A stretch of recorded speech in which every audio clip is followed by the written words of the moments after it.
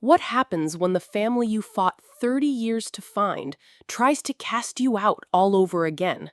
I offered my dying mother a life-saving kidney, and my own sister accused me of being a glory seeker. Subscribe now because the secret I found from my forgotten childhood left them all speechless. For the first 30 years of my life, my name was Jane Miller. It was a simple, sturdy name, the kind you'd expect for a girl raised in a quiet, God-fearing household in rural Oregon by a woman who insisted I call her mother, but whose eyes never held a trace of maternal warmth. For the last 25 years, my name has been Eleanor Vance. It still feels foreign on my tongue sometimes, a beautiful borrowed dress I never quite learned how to wear. Eleanor Vance was the name of a little girl who vanished from a playground in Iowa in 1983. I am that little girl.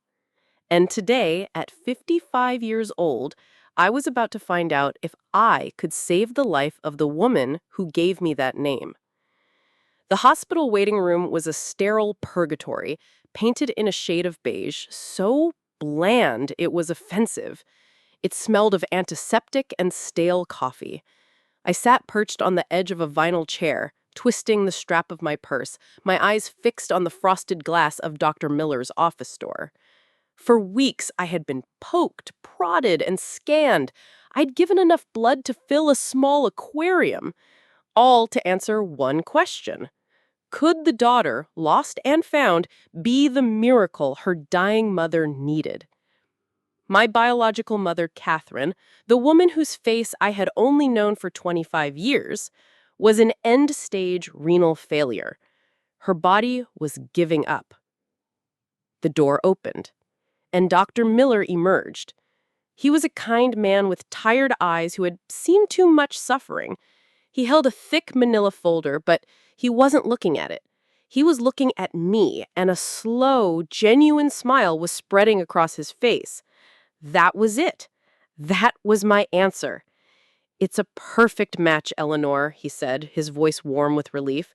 "As perfect as we could ever hope for. You're a 6-for-6 antigen match. It's remarkable." The air rushed out of my lungs in a dizzying whoosh. A perfect match. The words sang in my head. All those years of feeling like a puzzle piece that didn't fit, of being Jane Miller, a girl with no history, no baby photos, no past. It all melted away in that one moment. I wasn't just the long-lost daughter anymore. I was a key that could unlock more time for my mother, more time for us. It was a chance to give back a fraction of the life that was stolen from us both by a lonely woman on a playground. "Thank you, doctor," I managed to say, my voice thick with unshed tears. "Thank you." My feet barely touched the ground as I walked to Catherine's room down the hall. My biological father, Robert, a tall, stooped man whose shoulders still carried the weight of a 30-year search, sat by her bed, holding her frail hand. Catherine was asleep, her face pale against the white pillowcase, her breath a shallow whisper. But she looked peaceful. I touched my father's shoulder, and he looked up, his eyes asking the question his lips couldn't form. I just nodded, a huge, watery grin spreading across my face. "It's a go, Dad! I'm a perfect match!" His face crumpled, and he pulled me into a fierce hug, his body shaking with silent sobs. Our movement stirred Catherine. Her eyelids fluttered open, her blue eyes, so much like my own, finding my face. "Eleanor?" she whispered, her voice raspy. "It's me, Mom," I said, kneeling by her bed and taking her other hand. "I have good news.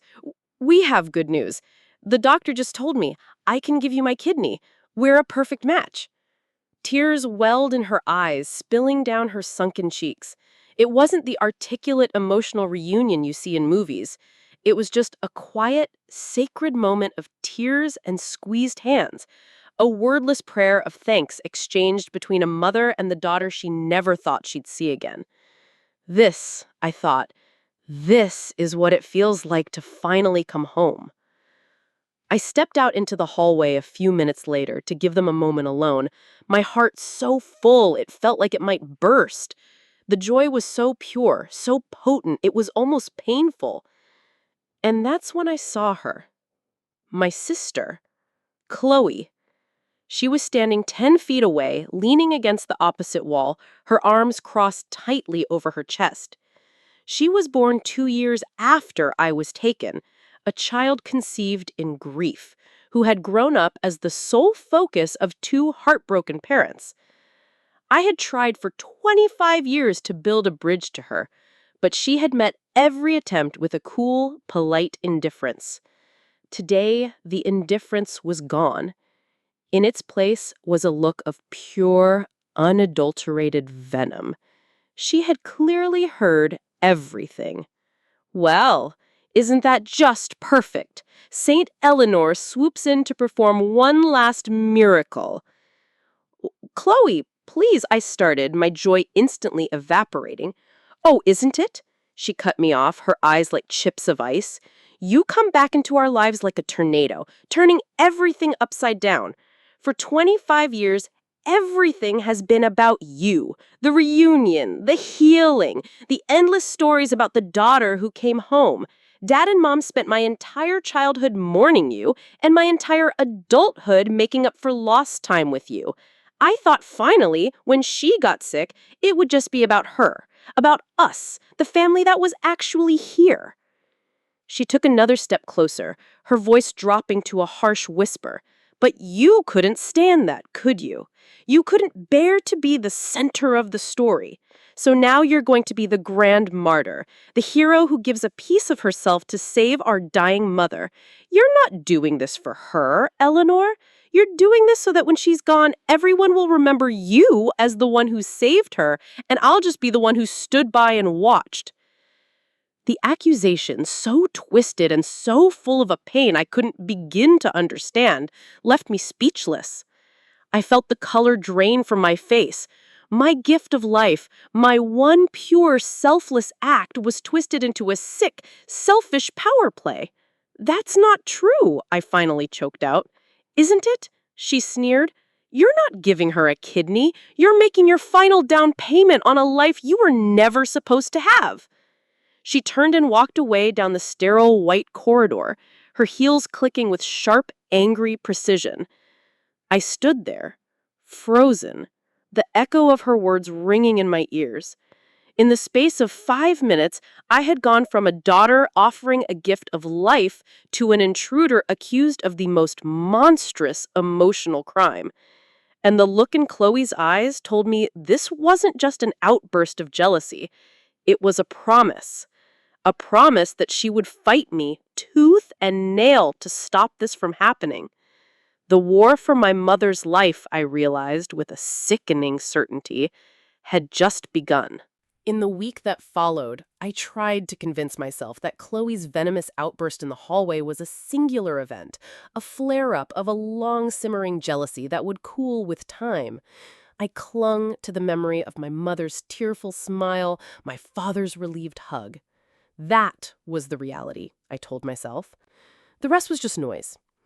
I focused on the practicalities, more doctor's appointments, consultations with surgeons, and the endless litany of risks and rewards that came with any major medical procedure. I wanted to be a fortress of positivity for my mother, a calm harbor in her sea of illness. But Chloe was smarter than a direct assault. She was a saboteur working in whispers and shadows. Her weapon of choice was concern. I first felt its insidious effect a few days later.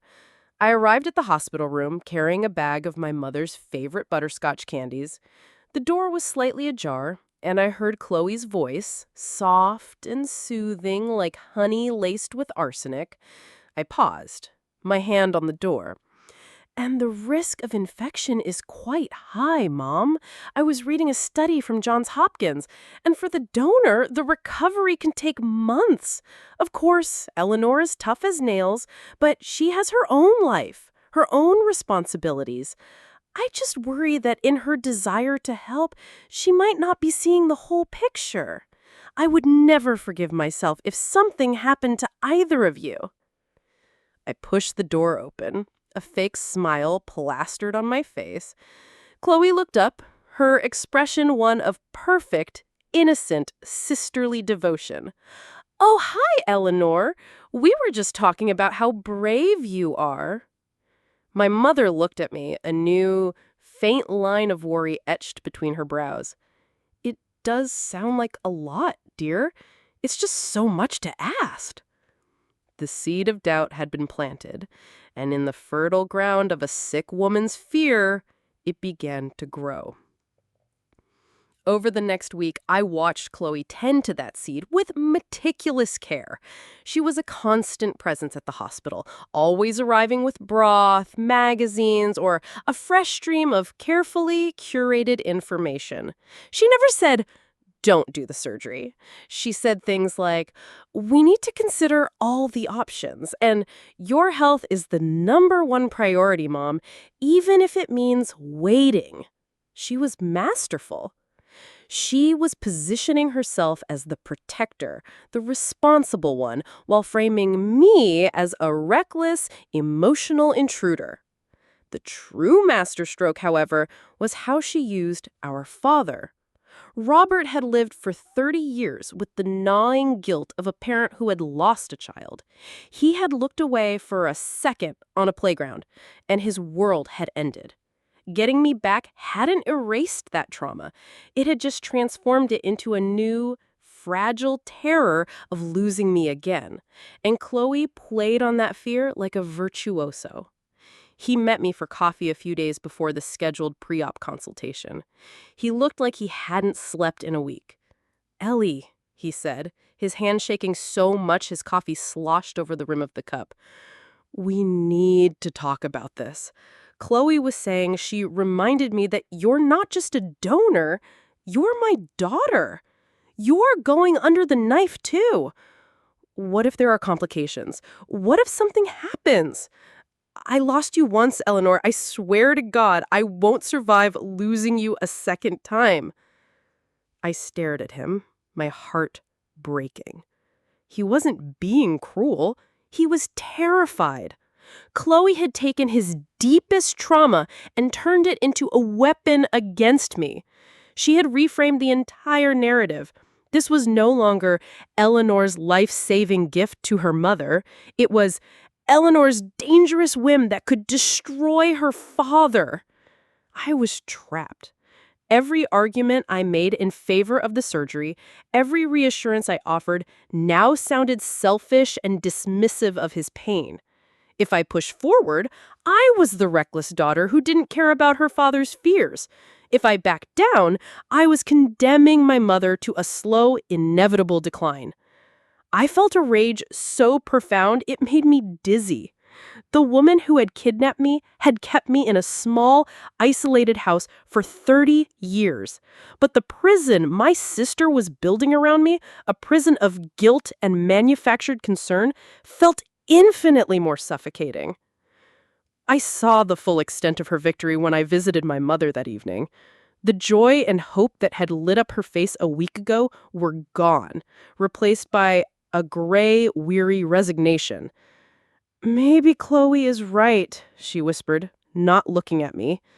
"Maybe we should wait. It's too much risk. It's too much for everyone." She was giving up. Chloe was winning. She was convincing my mother to choose a certain death over a chance at life, all to settle a cosmic score I was only just beginning to understand. I looked at my mother's frail, tired face and knew that logic was useless now. Reassurances were empty. To win this fight, I had to do more than just offer a piece of my body.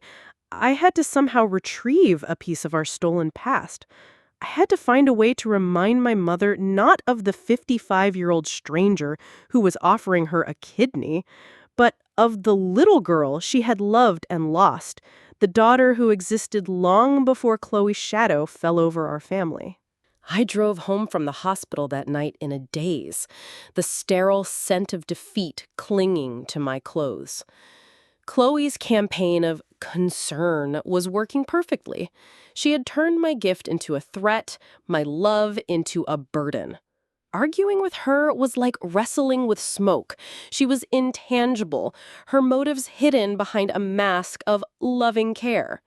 I couldn't fight her with logic. I needed something more potent. I needed a memory. My entire life had been defined by a lack of them. My first 30 years as Jane Miller were a flat, two-dimensional story, a life built on the lies of a woman who told me my real parents were junkies who hadn't wanted me. The last 25 years as Eleanor Vance had been a frantic effort to stitch together a history that didn't belong to me, to learn the names and faces of a family who were essentially well-meaning strangers. I had no genuine memories of my own before the age of 3. There was only a void.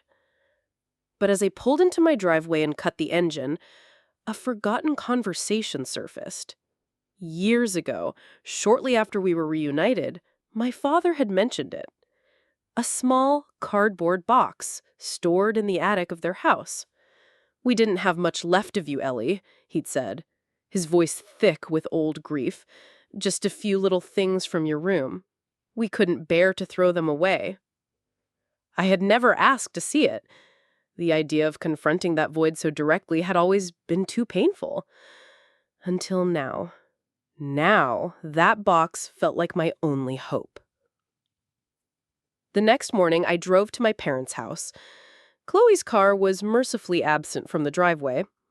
I found my father in the den, staring blankly at a television that wasn't on. He looked 100 years old. "Dad," I said softly, "I need to ask you for something. The box, the one with my baby things. Do you still have it?" He looked up at me, his eyes filled with a sad confusion. "The box? Of course. Why now, Eleanor?" "I need to feel something real. I need to remember." He didn't ask any more questions. He simply nodded, a flicker of understanding in his eyes, and led me to the hall closet. He pulled down the creaking attic ladder and climbed into the darkness. A moment later, he reappeared, carefully carrying a dusty, unassuming cardboard box sealed with yellowed masking tape. He handed it to me with a reverence usually reserved for holy relics. "Be careful," he whispered. "It's all we had of you for so long." I took the box to my old childhood room, the room that had been mine for 30 years, a shrine waiting for a ghost. I sat on the floor, my heart pounding, and slit the tape with my thumbnail. I lifted the flaps. The first thing that hit me was the smell, a faint, dusty scent of baby powder and time itself. Inside, nestled in brittle tissue paper, was a life I never got to live. There was a tiny, hand-knitted yellow bonnet, a silver rattle tarnished with age, a single white baby shoe, its partner lost to time. I touched each item with a trembling finger, trying to force a connection, a spark of recognition. Nothing. They were just objects, artifacts from a stranger's life. Disappointment, cold and sharp, began to creep in. And then I saw it. Tucked in the corner was a small, plush sheep. Its white wool was matted and gray with dust, and one of its button eyes was missing. It was pathetic and worn. I picked it up, and the world stopped. It wasn't a memory. It was a feeling, a ghost of a sensation, the distinct, nubby texture of the worn wool against the palm of a tiny hand, the specific weight of it. For a split second, a phantom echo of comfort and safety resonated through me, a feeling so pure and primal it bypassed thought entirely. I remembered this. Before Jane, before the lies, before everything, I remembered this little sheep. A sob, raw and guttural, tore from my chest. I clutched the toy to my heart, burying my face in its musty wool, and wept. I wept for the little girl who lost her whole world. I wept for the 30 years I'd spent as a ghost in someone else's life. But for the first time, I also wept with a tiny, fierce spark of joy.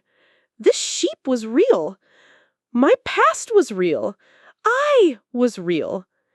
And as I sat on the floor of that attic, clutching the first true piece of myself I had ever known, I felt my resolve harden into something unbreakable. After the storm of tears subsided, a strange calm settled over me. I sat on the dusty floorboards of the attic, the little sheep held tightly in my hand. It was more than just a toy. It was an anchor, a tiny, tangible piece of evidence that the girl named Eleanor Vance had truly existed, that I had existed. The feeling of its worn wool in my palm was the first memory that was truly mine, a memory that hadn't been told to me, that hadn't been constructed from old photographs or the sad stories of my parents. It belonged to me. And it changed everything. A new strength, fierce and unfamiliar, coursed through me. I was no longer just a victim of circumstance, a passive character in my own life story. I had a history, a real one. Fueled by this newfound resolve, I turned back to the box. I was no longer afraid of what was inside. I was ready to claim it all. I carefully set the sheep aside and reached back into the box, my fingers brushing against the brittle tissue paper at the bottom. I thought it was empty, but then I felt it. Something flat and stiff tucked into the corner. I pulled it out. It was an envelope, yellowed with age, the paper soft and fragile. It was sealed, but there was no name, no address, no stamp. It was a letter written to no one and to everyone. My breath caught. With painstaking care, I worked my pinky finger under the flap, breaking the ancient seal. The sound was like a sigh. Inside was a single sheet of stationery, the kind with a delicate floral border, folded neatly in two. I unfolded it. The handwriting was my mother's, yet it was different, younger. The loops were rounder, the pressure of the pen heavier, as if written with a desperate, furious energy. The ink was slightly faded, and a small, blurred stain on the corner looked suspiciously like a teardrop. To my little girl, it began. I don't know who you are with, or where you are. I don't know if you are safe. I pray every night that you are. The woman who took you, she told a neighbor she was saving you from us, that we were bad people. One day, you might hear that story. You might be told that we didn't want you, that we didn't love you. And I am writing this into the void, into the darkness, hoping that somehow, someday, these words will find you and tell you that it is the most evil lie ever told. You were not unwanted. You were my everything. You were the first thing I thought of in the morning and the last prayer I whispered at night.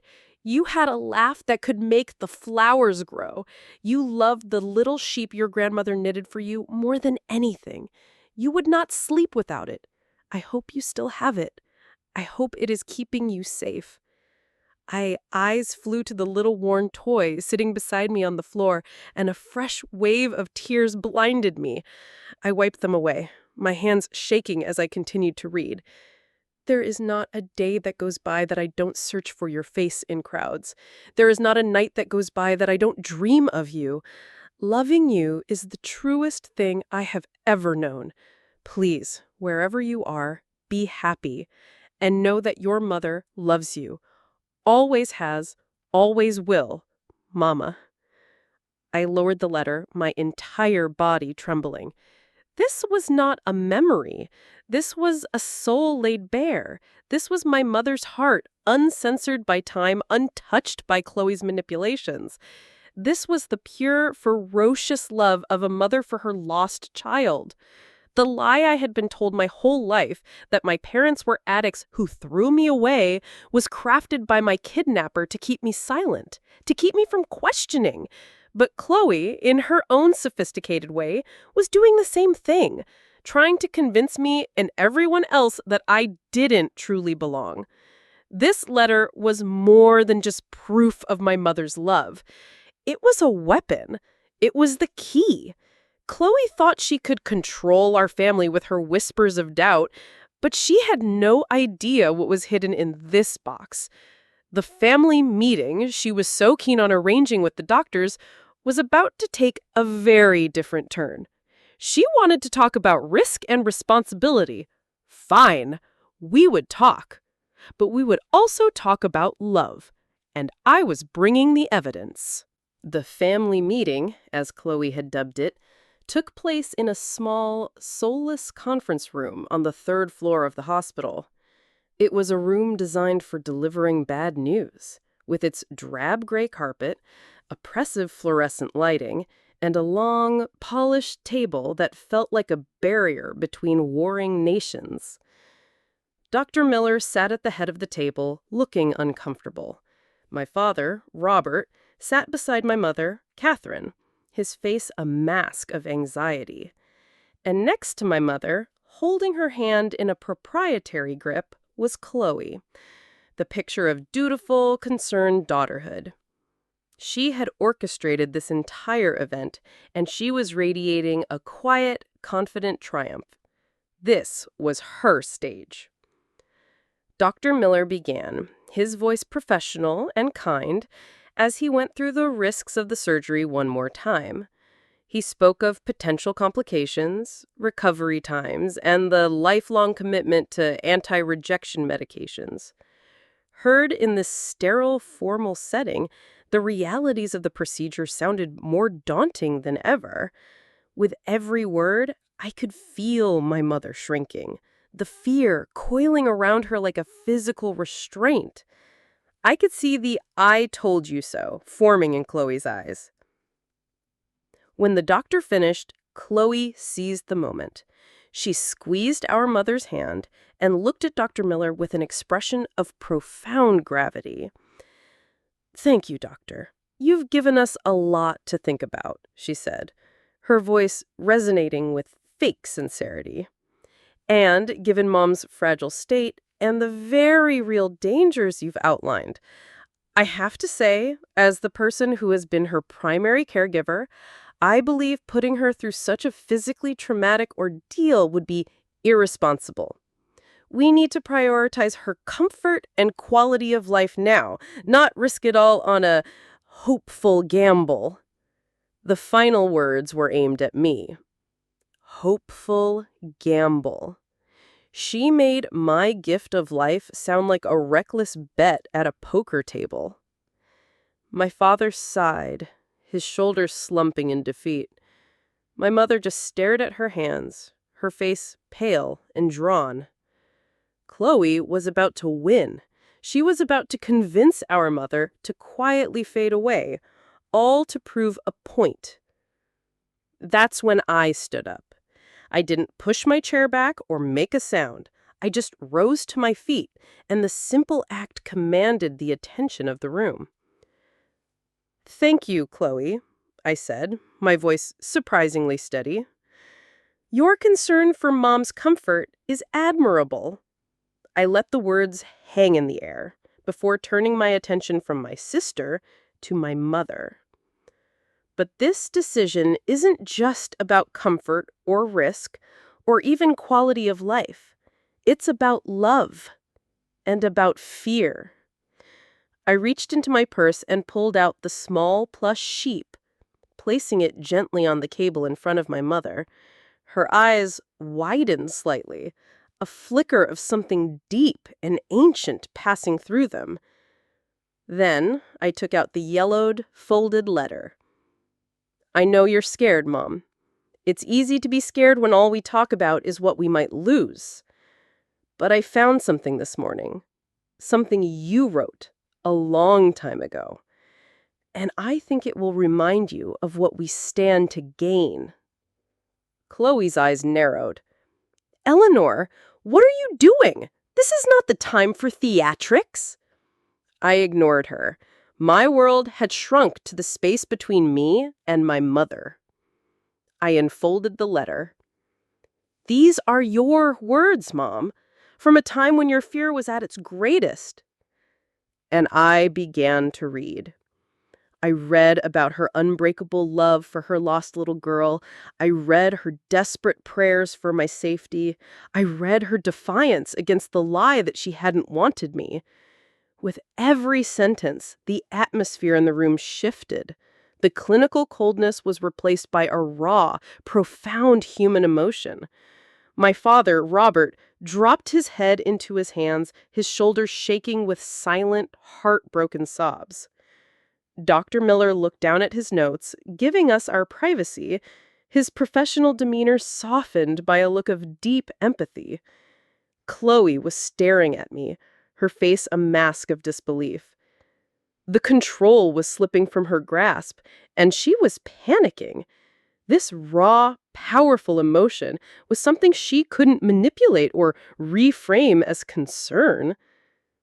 I read the final lines, my own voice thick with tears. Know that your mother loves you. Always has, always will. Mama. I folded the letter and placed it on the table next to the little sheep.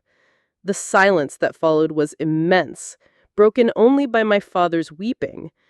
My mother slowly lifted her head. The fear and confusion had been washed from her eyes, replaced by the same fierce, unwavering love that had bled onto that page 40 years ago.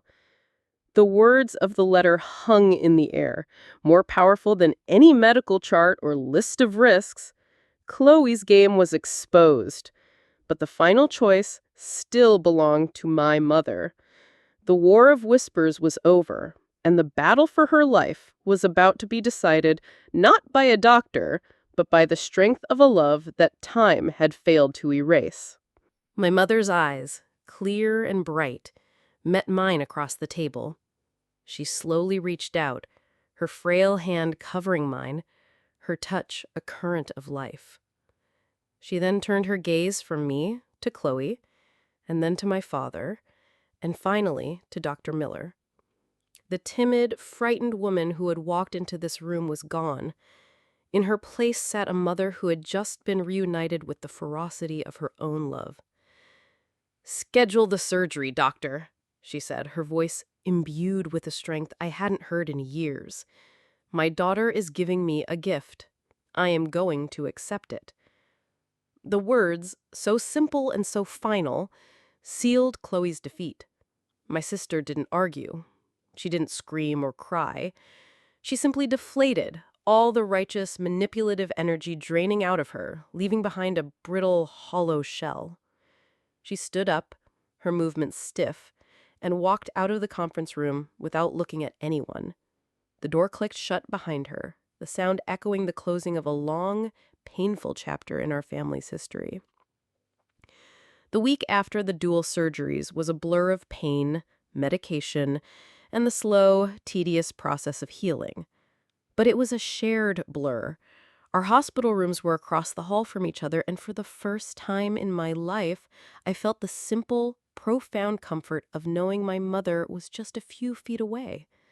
My father, Robert, was a constant, grateful presence, shuttling between our rooms, his face finally free from the decades of haunted anxiety. He looked younger, lighter.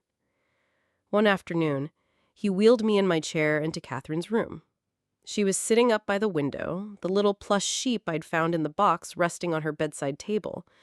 The afternoon sun streamed in, catching the dust motes dancing in the air. For a long time, we just talked. I told her about my life as Jane Miller, about the lonely woman who raised me with a rigid, loveless discipline. She told me about the years of false hope and dead ends, of seeing my face in every little girl on the street. We weren't trying to reclaim 30 lost years in a single afternoon. We were just laying down new memories, one quiet story at a time, over the scarred and broken ground of our past. A few days later, there was a soft knock on my door. It was Chloe.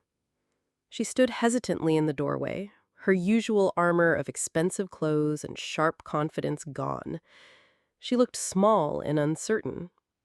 In her hand, she held a small bouquet of grocery store daisies. She didn't apologize. I knew she never would. Apologies required a level of self-awareness she didn't possess. Instead, she walked to my bedside and placed the flowers awkwardly in the water pitcher. "The doctor says Mom's numbers are looking good," she said, her eyes fixed on the window. "Yes," I replied, my voice quiet. "Mine too." An uncomfortable silence stretched between us.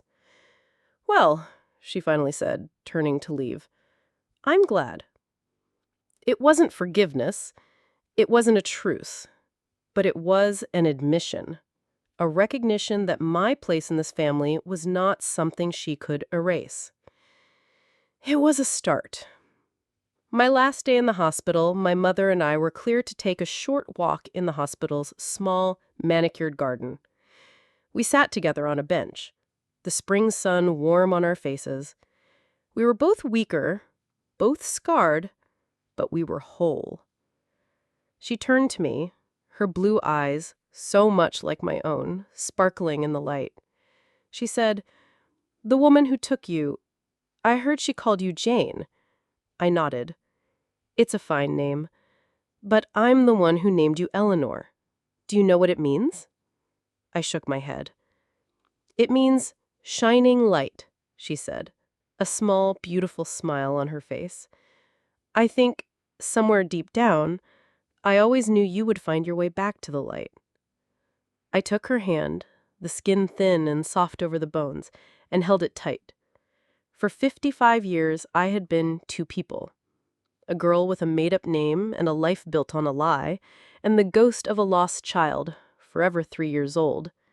But sitting here, in the sun, with my mother's hand in mine, I was finally just one person. Eleanor. A daughter. A sister. A woman who had been given a second chance at life, and then a third. And I knew, with a peace that settled deep in my soul, that I was finally, completely home.